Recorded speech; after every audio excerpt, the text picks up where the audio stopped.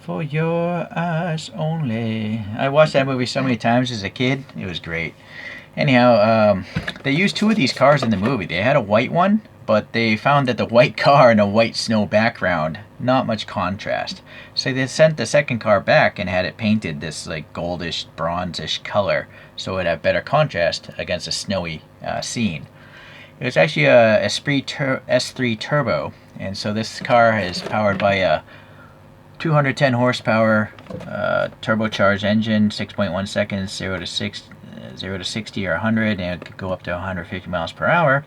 Obviously, you can see it's got a ski rack. Those are custom made, and really no gadgets other than a self-destruct system. The white car in the movie did blow itself up, but we don't know what other gadgets were actually in the movie. They didn't show any other gadgets. They just mentioned they might have some. Okay, so anyways, let's take a look at this MiniGT. It just says Lotus Esprit Turbo, not an S3. A little movie poster thing there. TSM is the parent company. They also make model airplanes and stuff like that. It's officially licensed, it seems, as all MiniGTs I think are officially licensed. It's anti-theft packaging.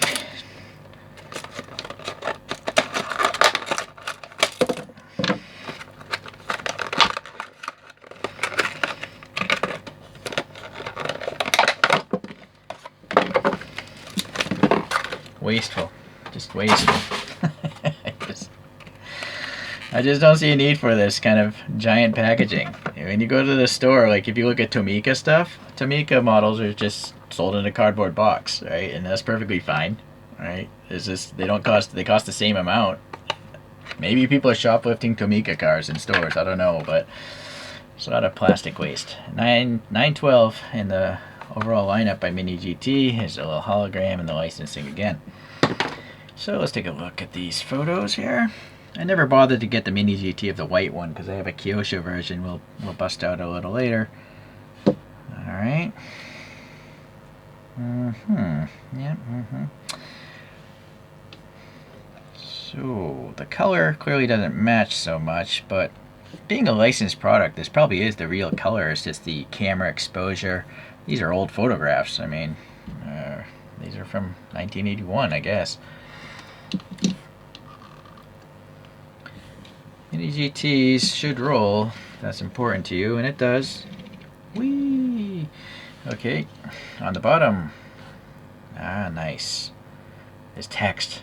Very often, a lot of MiniGTs don't even tell you what the car is. But maybe Lotus forces them to do it. Although, someone doesn't know how to spell Lotus over there at the company. This is a Lotus. This 1980 Lotus. Screw in the front and the back, so if you want to do a wheel swap or paint the interior, you could do so. Maybe I'll put a little flashing red LED for the self-destruct system. The tire treads look pretty good, and then, well, let's see if we can move that tire out a little bit. Alright, those BBS gold wheels, they're not bad, not bad. Yeah. I was going to say, maybe there's not enough gold around to the edge, but actually the thing has a perimeter of bolts, so I guess that's a pretty good paint job, actually, right? Because that's supposed to be silver or chrome, whatever. And look at the little bolt details, the lug nut details, the little black for the center cap there. So that's actually really good. The best that you could do, I think, at the scale, right? Tire sidewalls are not slab-sided, they're a little bit rounded, so that's nice. And you can see the rear tire has a higher sidewall than the front. And I'm pretty sure that's the way the real car is, but correct me if I'm wrong.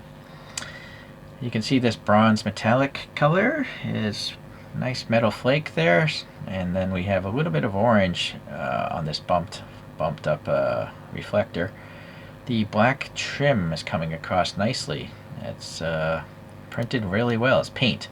There's no decal stuff here. So some MiniGTs do have a decal, but not this one so far. This is actually gold paint here, so very nice. And then we have the door handle there, painted black, very good. Separate mirrors, and they should be rubbery. Yes, so if you drop the model, good chance that mirror is not going to break.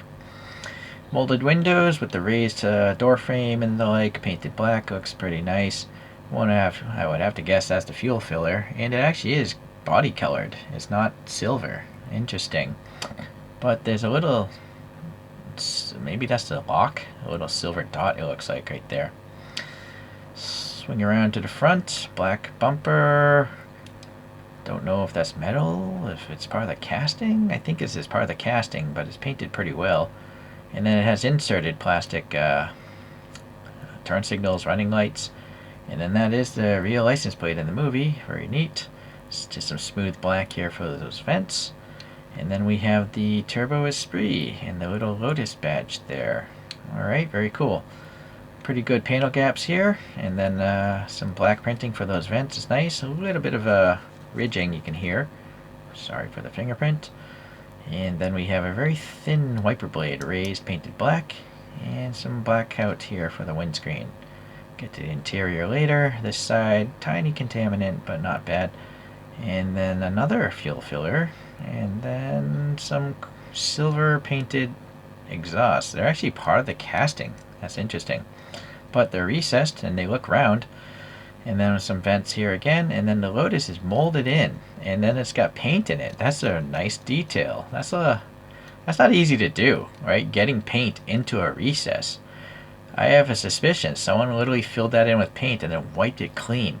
That's why the letters are so deep. But someone manually had to do that. I don't think that could be done by a machine, but I could be wrong. I don't own a miniature car factory, so this is a Tampo print, I think. No. Well, I don't know. I think it's a Tampo. It's a little wrinkly, but decals are usually worse than that. Whoa, those are nice taillights. The color is back there, but yeah, they're nice and deep. Like thick, translucent lights, it looks like. Very cool. A little separator bar there as well. A little lock mechanism there, and there's a little molded protrusion for it. That's nice. Look at these skis. I would assume those are the real skis from the movie. Olin Convisum Marvavi? I never heard of that ski brand. Leave a comment. Is that I didn't ski. I used to snowboard. I tried skiing. I wasn't good at it. I felt I was going to rip my knees open. Snowboarding's a lot safer, I think. At least until you do face plants like I did. And then you have the louvers here, and you can actually see some light getting through. I think I saw some. Where's the flashlight? Hold on. Yeah, I feel like there's... I don't know if there's a window, but I feel like there's air passing under these louvers, but maybe there's no window for the rear view. Maybe it's diecast, I'm not sure. Anyways, good color separation, even though I think it's printed. This black is printed on the diecast. So, I don't know if this is... I think this is part of the casting. You know what it is? I think this whole roof is a separate panel. And so that's how they have the main body with the white version. Without this, they have a separate rear trunk panel, I guess. Alright, nice tan interior, very easy to see into it. You got the door handle, the armrest, cushion ribbing looks pretty good. Rear view mirrors just clear, part of the window molding. Instrument binnacle, the stick shift, hot dog stick shift kind of thing. That's a weird base for the stick shift.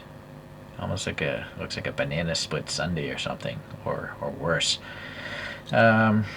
Let's see here. The gauges, there's some recesses. If you're diligent, I suppose you could get some paint in there, but I am not doing so. Nothing on the steering wheel, but that's fine. This is not a super expensive model. It's not the cheapest diecast because they had to pay the licensing fees, but there's a lot of printed details, a lot of extra parts here, so I think it's worth the... It's not outlandish.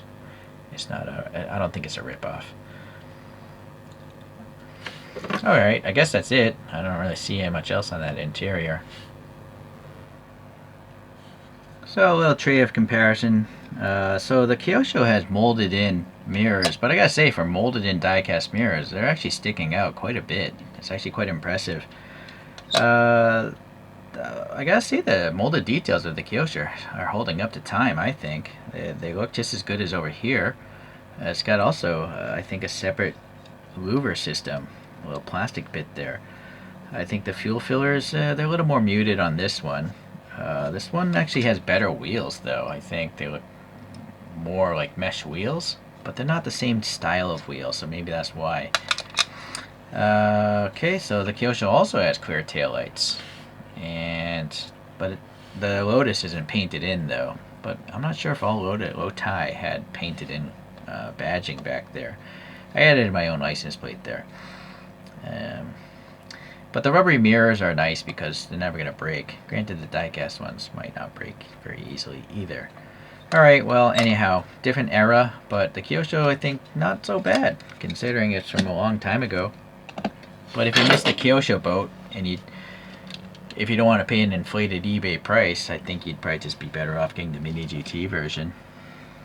This Kyosho, yeah, is press fit together, so you can't customize it without drilling it apart.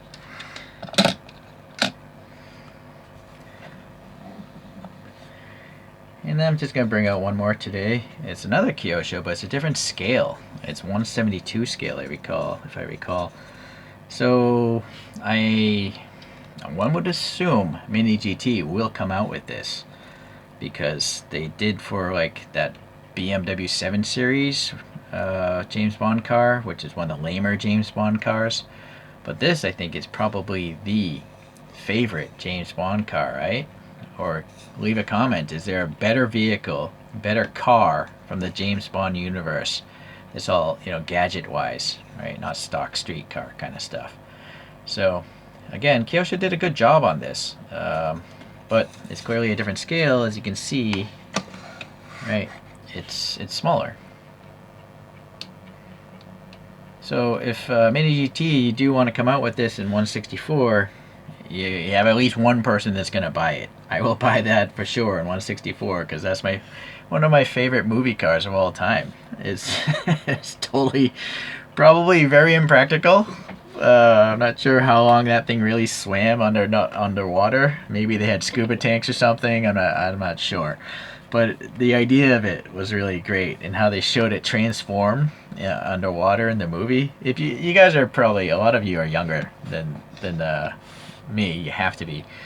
But if you've never seen this movie, For Your Eyes Only, I would highly suggest you do so, because it's before CGI. I've grown to like old movies because there's no CGI. They literally had to make these props for real, right? So there's a nostalgia about movies like that. Okay.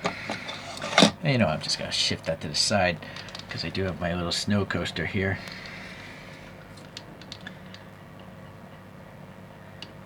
Another fine product by MiniGT. I really do appreciate them going and doing a lot of these 007 cars.